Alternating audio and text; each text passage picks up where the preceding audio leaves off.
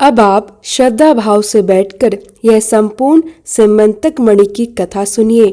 जैसा कहा जाता है कि भाद्रपद मास के शुक्ल पक्ष की चतुर्थी को यदि भूल चूक में चंद्रमा का दर्शन हो जाए तो वह कलंक देता है, और उस कलंक के निवारण के लिए श्रीमद् भगवद गीता के दशम स्कंद के 56 और 57 अध्यायों में वर्णित सिमंतक मणि चोरी की कथा सुनना अत्यंत शुभ माना गया है।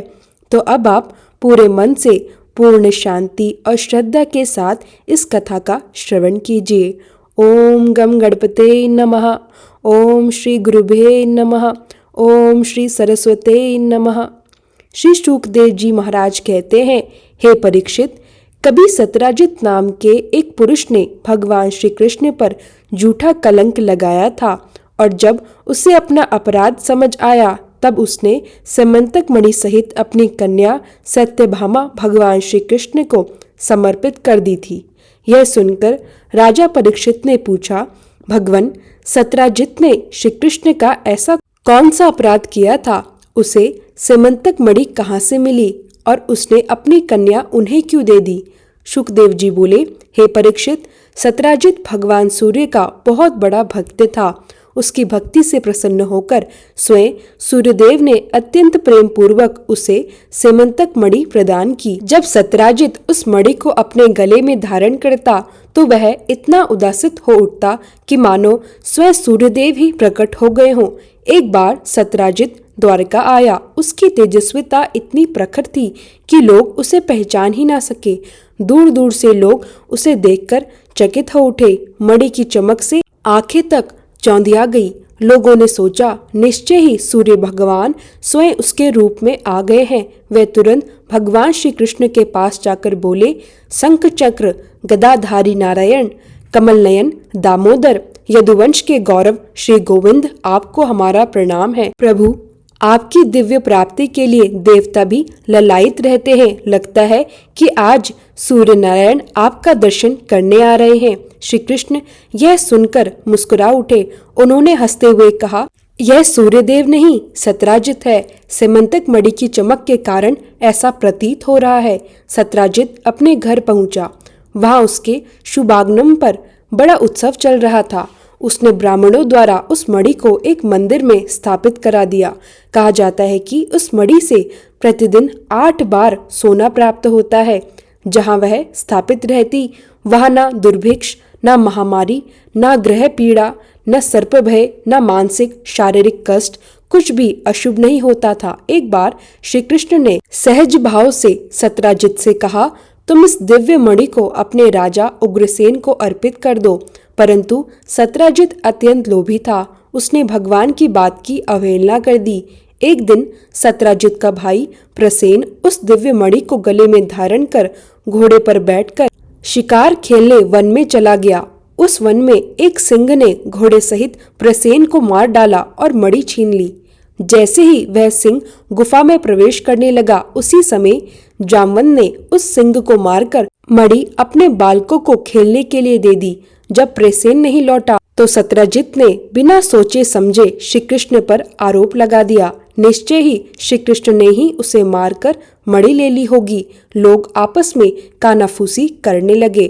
जब यह बात श्री कृष्ण ने सुनी कि झूठा कलंक उन पर लगाया जा रहा है, तो वे सत्य उजागर करने को दृढ़ हुए। वे नगर के सभ्य पुरुषों को साथ लेकर प्रसेन की खोज में वन गए। वहां उन्हें पता चला सिंह ने प्रसेन और घोड़े को मार डाला है। फिर आगे चलते चलते देखा कि जामवंत ने उस सिंह को भी मार दिया है। जैसे ही भगवान गुफा के भीतर गए, उन्होंने देखा एक लघु बालक सेमंत मणि से खेल रहा है। उस बालक का तेज अलौकिक था। भगवान ने मणि उठाई और गुफा के भीतर ही आगे बढ़े। बालक भयभीत होकर जोर जोर से रोने लगा। बालक की रोने की आवाज सुनकर जामवंत तुरंत वहां पहुंचे। वह सहसा बोले, रुको, तुम कौन हो और मेरे बालक को भयभीत क्यों किया? उन्होंने सोचा कि कोई शत्रु बालक को नुकसान पहुंचाने आया है। जामवंत ने बिना पहचाने श्री कृष्ण पर आक्रमण कर दिया। इसके बाद गुफा के भीतर भयंकर युद्ध आरंभ हुआ। जामवंत अत्यंत पराक्रमी, बलवान और वन राजा थे। उनसे देवता तक संघर्ष करने से डरते थे। परंतु भगवान श्री कृष्ण तो स्वयं परम ब्रह्मा, परात्पर, अजय, अजन्मा, अविनाशी व दिव्य युद्ध 28 दिनों तक लगातार चलता रहा। जामवन पूरे पराक्रम से लड़ते रहे, लेकिन 28वें दिन उनकी शक्ति चूकने लगी। उन्होंने सोचा, ऐसा सामर्थ्य तो किसी मनुष्य में नहीं हो सकता। यह तो वही शक्ति है, वही दिव्य बल जो मैंने त्रेता युग में भगवान श्री राम में देखा था। अचानक वे ठिठक गए, आदर पूर्वक हाथ जोड़कर बोले, प्रभु, आपका पराक्रम राम के समान है। नहीं, आप ही तो श्री राम हैं, आप ही तो मेरे आराध्य हैं। मैं आपको पहचान नहीं पाया, यह मेरी बहुत बड़ी भूल है। जामवंत भगवान श्री कृष्ण के चरणों में गिर पड़े। उन्होंने हाथ जोड़कर कहा, भगवान, मैं आपको यहीं सेमंतक मणि अर्पित करता हूँ और साथ ही अपनी कन्या जामवंती भी आपकी पत्नी रूप में समर्पित करता हूँ। भगवान ने प्रसन्न होकर जामवंत जी को आशीर्वाद दिया और जामवंती सहित सेमंतक मणि लेकर गुफा के बाहर निकले। उधर गुफा के बाहर श्री कृष्ण के साथ आए लोग 28 दिनों तक प्रतीक्षा कर थक चुके थे। उन्हें लगा भगवान को कोई आपत्ति आई होगी। वे सब शोक में डूबकर द्वारिका लौट गए। जब श्री कृष्ण मणि और जामवंती सहित लौटे तो लोगों ने आश्चर्य और हर्ष से उनका स्वागत किया। श्री कृष्ण सच जानकर सीधे सत्राजित के पास गए और बोले, देखो, ये सेमंतक मणि तुम्हारी ही है। तुमने बिना प्रमाण के मुझ पर झूठा आरोप लगाया था। सत्राजित को अपनी भूल का भयंकर पश्चाताप हुआ। वह भगवान के चरणों में गिरकर बोला, प्रभु, मुझसे बहुत बड़ा अपराध हो गया, कृपया मेरी भूल को क्षमा करे। मैं यह मणि तो नहीं ले सकता, क्योंकि अब यह आपकी पत्नी जामवंती को प्राप्त हो चुकी है।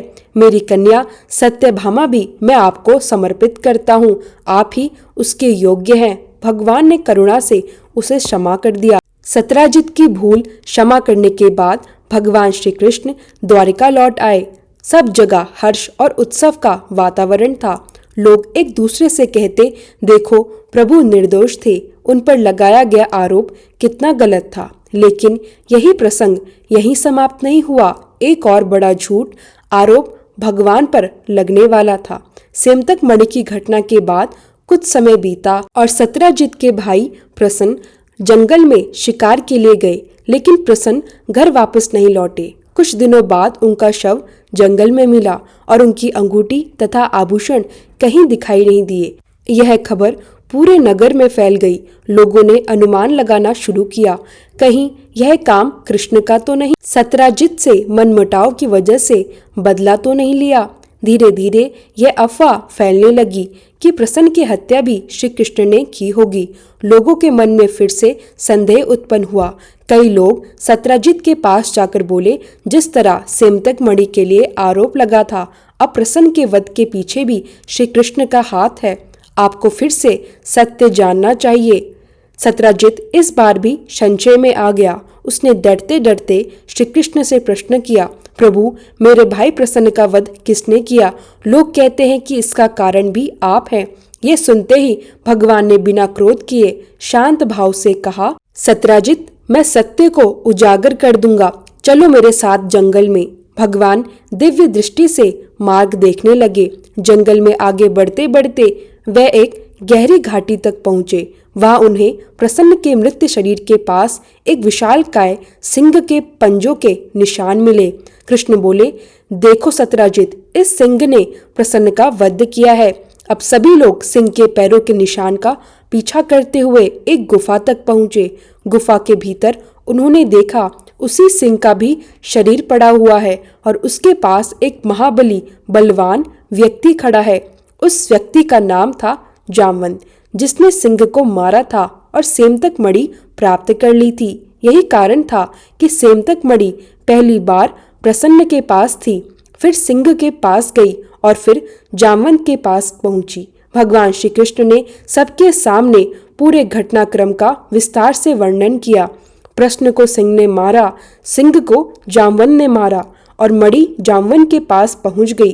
फिर भगवान ने जामवंत को पराजित कर मणि प्राप्त की और उसे सत्राजित के पास वापस ले आए। अब किसी भी प्रकार का संदेह शेष नहीं रहा। पूरा नगर भगवान श्री कृष्ण की वंदना करने लगा। सेमतक मणि की सत्यता सबके सामने आने के बाद द्वारिका में फिर से शांति और उत्सव का माहौल फैल गया।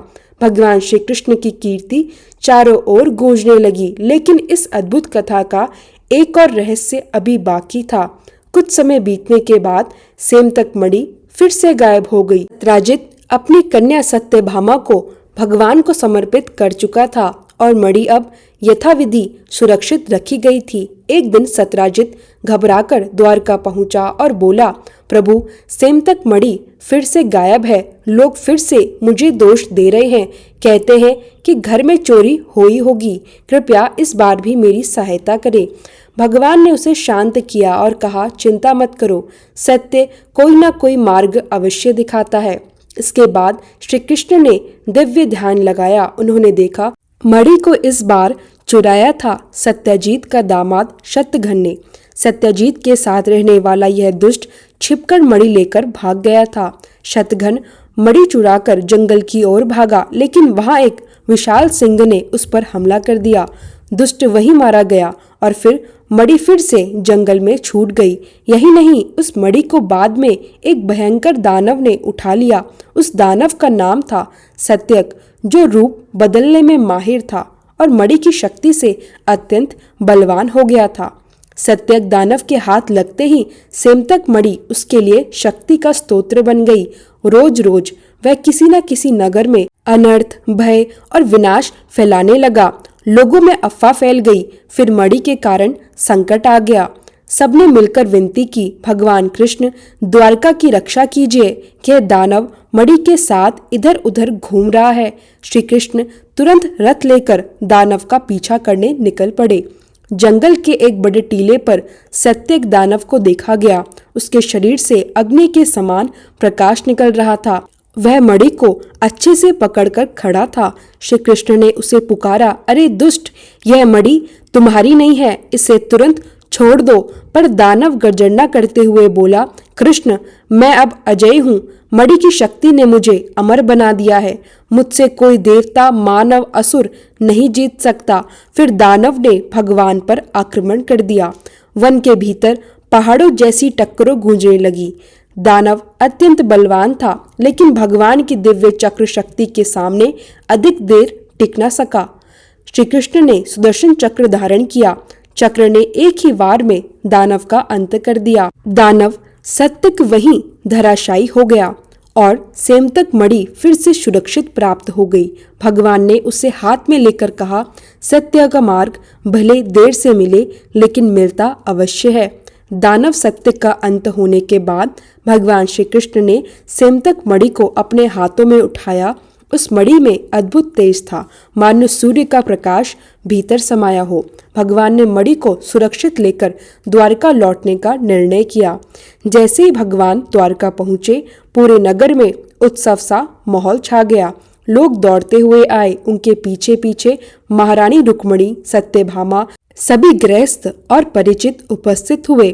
सबने एक स्वर में कहा, प्रभु आ गए, भगवान श्री कृष्ण की जय हो। सत्यजित भी अत्यंत लज्जित होकर भगवान के चरणों में गिर पड़ा और बोला, प्रभु, मुझसे बार बार त्रुटियां हुई। मैंने आप पर आरोप लगाए, शंका की, अफवाह पर विश्वास किया।